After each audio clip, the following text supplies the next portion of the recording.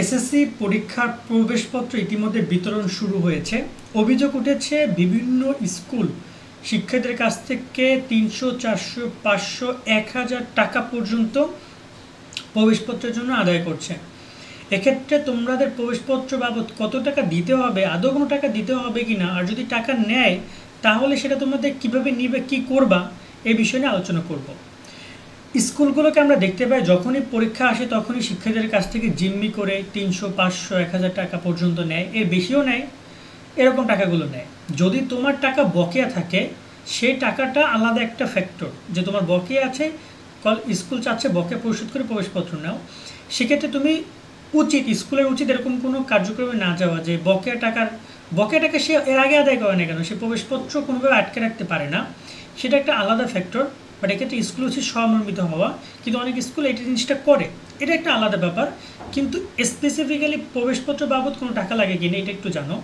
আমি তোমাদের form fill আপটা দেখাচ্ছি। ফর্ম ফিল আপের নোটিশ 25 সালের এসএসসি পরীক্ষার ফর্ম ফিল আপের বিজ্ঞপ্তি, যেটা 13 নভেম্বর প্রকাশ করেছে তারা। সেখানে তোমরা নিচের দিকে আসলে দেখতে পারবে এই যে লেখা আছে শিক্ষার্থী প্রতি কত টাকা মানে ফি। সেখানে তোমরা দেখতে পাচ্ছ যে এখানে কোনো একটা জায়গায় পয়েন্টে তাদের প্রবেশপত্রের বিষয়গুলো তারা লিখে রেখেছে। যেমন এই যে পরীক্ষার ফি, ব্যবহারিক পরীক্ষার ফি, তোমাদের ট্রান্সক্রিপ্ট প্রতি ফি, মূল সনদ প্রতি ফি, তার সাথে এখানে তোমাদের রেজিস্ট্রেশন নবায়ন প্রতি ফি, এরকমের বেশ কিছু খরচ বাবদ তোমাদের কাছ থেকে অলরেডি তারা টাকা কিন্তু নিয়ে নিছে।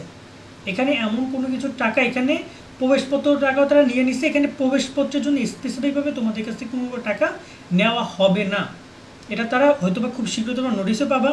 প্রবেশপত্র বাবদ কোনো টাকা নেওয়া হবে না। এবং এখানে তোমরা ফর্ম ফিল আপে এই যে টাকাটা দেওয়া, তুমি সবার শেষে এই টোটাল এই টাকাটা দিয়েছো, এই টাকাটার মধ্যে তোমাদের প্রবেশপত্রের যে একটা ফি, প্রবেশপত্র বানাতে যে কত টাকা লাগছে বা যাই হোক না কেন সেটা দেওয়া হয়েছে। এবং ঢাকা বোর্ড বা যে কোনো বোর্ড যখন নোটিশ প্রকাশ করেছে প্রবেশপত্র বিতরণের, সেখানেও কিন্তু টিচারদের কাছ থেকে তারা কোনো টাকা নেয়নি। যেহেতু টিচারদের কাছ থেকে তারা কোনো টাকা নেয়নি, সেক্ষেত্রে টিচাররাও তোমাদের কাছ থেকে কোনো টাকা নিতে পারবে না। বলতে পারবে যে আমি যাতায়াত ফি বাবদ নিচ্ছি, যাতায়াত বাবদ আমি বোর্ডে গেছি, আমরা গেছি আইসি, 2-3 জন খাইছি দিয়েছি, গাড়ি ভাড়া গেছে, সেটা স্কুল তাদের নিজস্ব ফান্ড থেকে বহন করবে। এরকম কোনো নিয়ম নাই যে সেক্ষেত্রে যে কত টাকা ভাড়া গেছে এটা তোমাদের দিয়ে কাটাবে, এরকমের কোনো নিয়মই নাই।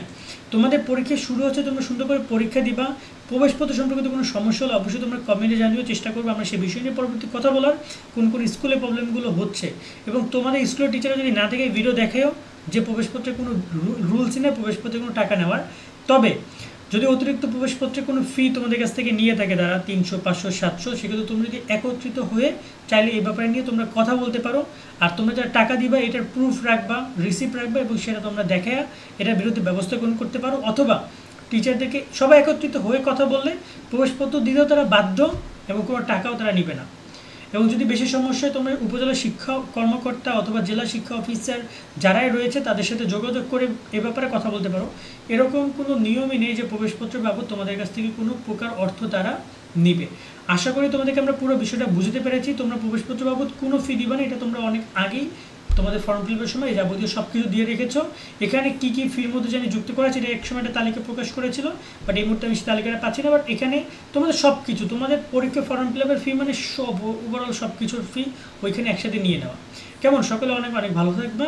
আল্লাহ হাফেজ।